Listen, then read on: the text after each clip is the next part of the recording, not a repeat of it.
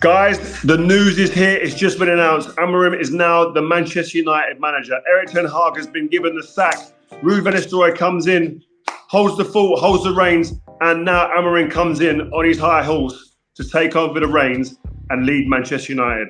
Let's go. Let's get into this.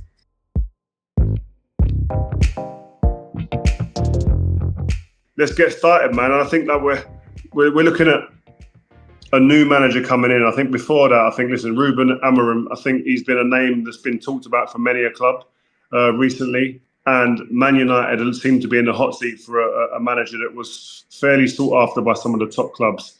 I think if Pep had gone, I think he would have been someone they would have gone for, Man City. I've heard that on good authority.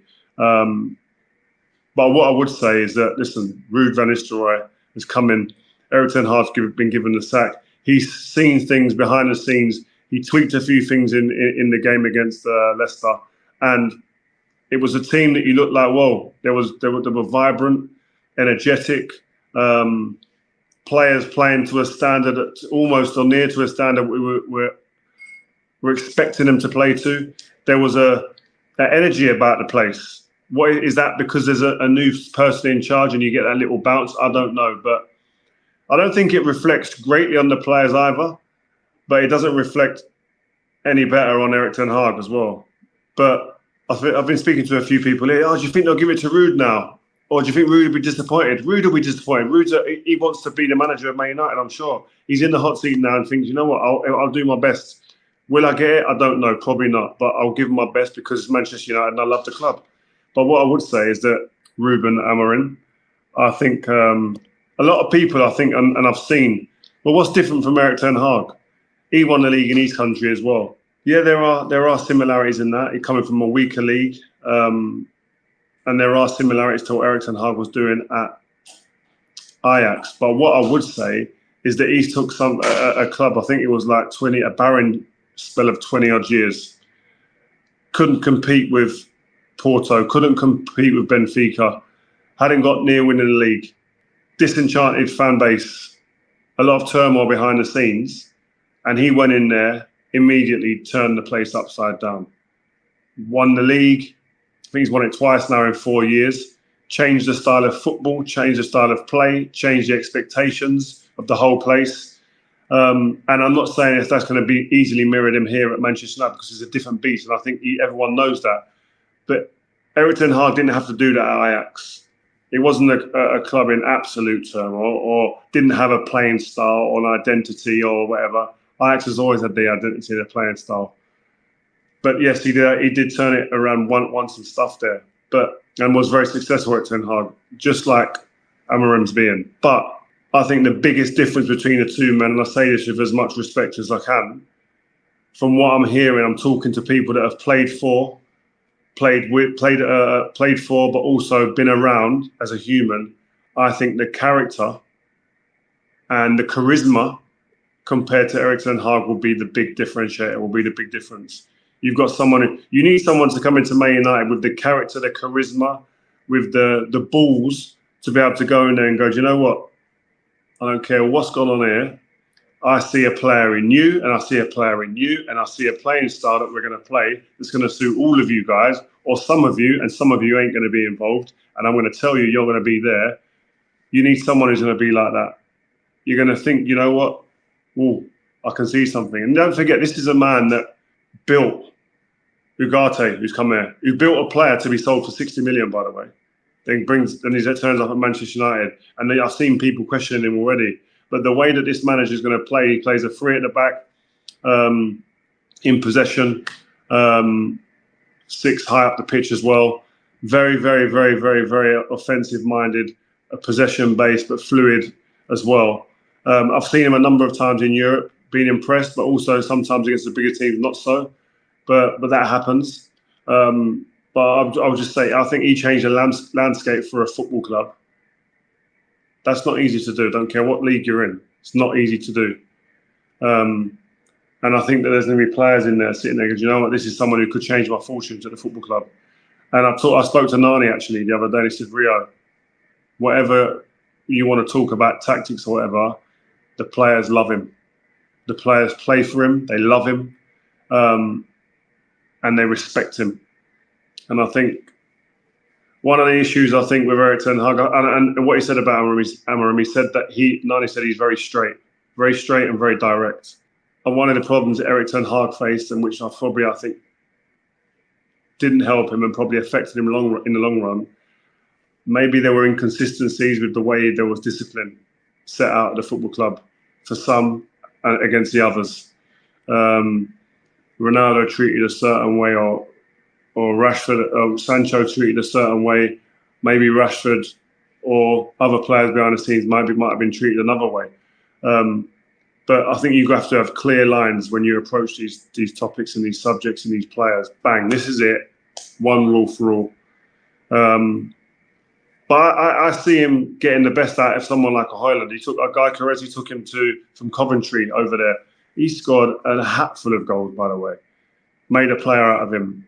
I wouldn't be surprised if he's going to say, there's one player I need to get out of there. It's going to be him. He's got him a hatful of goals. He's integral to the way that they play. Would he want to break the bank for him? What happens to Højlund if they break the bank for someone like him? 64 appearances, 57 goals for Sporting, played in England before, albeit in the Championship. Would they break the bank for him? And what would that mean for Højlund? It's going to be a big issue, big decisions to be made, I think, over the coming months. And I look at Ruud as well, and I think, is he going to be the one? Is he going to want to stay for one? And will the new man coming in want him to stay? I think yes on both. Ruud knows the fabric of the place. He knows what's needed. He knows what's needed to be healthy and successful at Manchester United because he's been there, seen it, and played it. I think he'll be integral. I think he'll be a huge help, and I think he's a type of human that would help rather than hinder the new incoming guy. But I think he'll bring some of his own staff. But Ruud, I think, will be someone that if they come in. These teams he's played, their style in and out of possession changes like most managers. 3-4-3 at times, but can be sometimes when they're really offensive, 3 with a 1 pivot and then 6 kind of staggered across the front. Really aggressive in possession. But then that might leave some other players in the middle of the park. If you're not mobile enough, it could leave them vulnerable.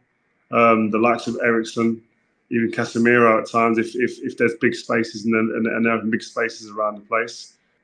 In a league where you're going to have a lot of possession, that front-footed approach can be very beneficial.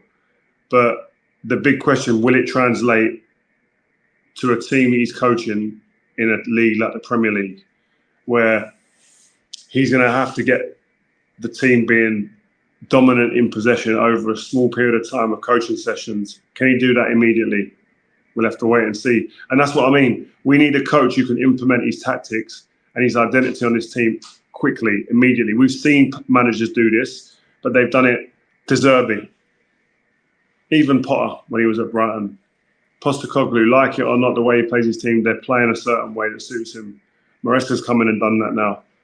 Pep done that immediately. Klopp done that immediately. Slot's now putting his twist on it. We need a manager who can come in and go, this is my team. That's one of the things that I think everybody's been asking for and worrying about and concerned about and not happy about in Erik ten Hag's tenure here is, who are we? What are we? What formation do we consistently play? What type of football do we play? And we weren't getting the answers over a consistent period of time. That needs to change here. And I think Ineos, who have acted quickly and have been decisive, that's an improvement, because we're not fishing around. We're not fishing around for a manager or waiting around, getting it done, simple as. But I think I look at the players who will thrive under this new manager. Ugarte has played with him before. Ugarte's played under him, had him as a manager, and become an improved top player. Goes for £60 million. Played 85 games for him before PSG signed him up. So it's going to be interesting. I think Martinez can play in a 3 at the back. He's been used to that. I think it's going to be interesting to see how that back line. I think Lenny Yoro, when he's fit, will be the number 1 player that goes in there, and it'll be about who plays with him. But I think the lack of a mobility for players in this team, a manager who wants to come in and play. Amorim wants to play fast, flowing football, and you need mobile players within that. So if the players that are lacking mobility, like a Harry Maguire, De Ligt, you get all of these forward players, Rashfords, Garnachos, Antony's, Ahmad's, a lot of them, they're going to have to be on it, drilling, getting up against opponents, and high intensity, aggressive front foot football. Win the ball back in the opponent's third, get chances and be clinical. But I want to get your questions now. I think we've got loads of fan questions that have come in. We asked that on social media on Rio Presents, and we asked it on mine as well. Abby, Mickey, are you happy with the appointment, or would you prefer Ruud till the end of the season? I think if this man comes in, I'll be happy. But I wouldn't be averse to having Ruud there, because I think Ruud's got the energy. You can see he's got that steeliness. I saw him at the training ground a while ago to want to go in there and really compete and really do well. But he hasn't. I don't think he's in his hands. Sorry, my little boy just calling me. Sorry, listen, I'm just doing something. I'll be there in 1 minute, yeah? Good boy. Another fan question. Mohammed AZ33. Will the 3-4-3 work in this current United team? That is a big question that remains to be seen. I think the proof will be in the pudding. We have to wait until the manager gets in there, coaches his team into believing that that is the way forward. We have players there that have performed at different times in their career, but just haven't performed consistently at Manchester United. We need a manager to get the best out of these guys now. Victor Kim 20. Rio, how will he be able to handle the British media? Do we need some patience with him? Cree.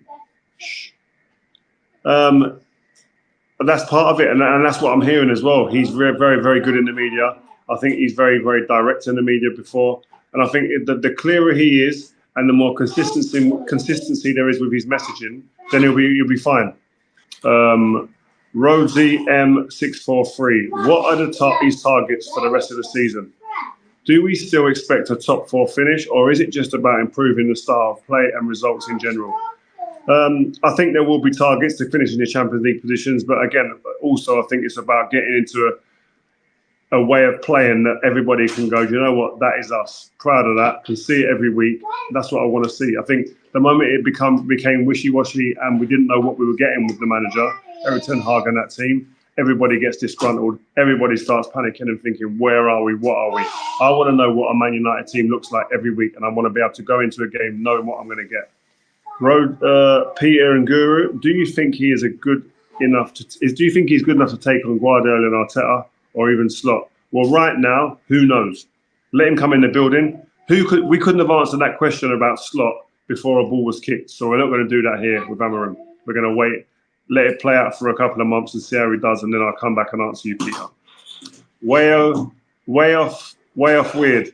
Will he keep Bruno as captain? I don't see him changing that. Bruno knows him. Portuguese, obviously, played at Sporting before he came to Manchester United. So I don't see him coming in and immediately just like turning the place upside down. I'll be surprised if Bruno's taken off the captaincy immediately. Honest John 7513. Should Amorim get his own backroom staff?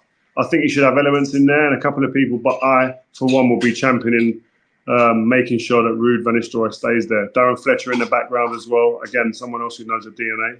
Very important. So, guys, I mean, that's been great. It's been great to catch up with you during my holiday. I'm going to go now. My little man's sitting there playing Lego. He wants me to come over there. But listen, I had to come and check in with you guys. And make sure you go and check out the VVD Virgil van Dijk video. We talked to him about all things Liverpool, Slot, title race, etc., and his aspirations and what he's going through and what he's doing.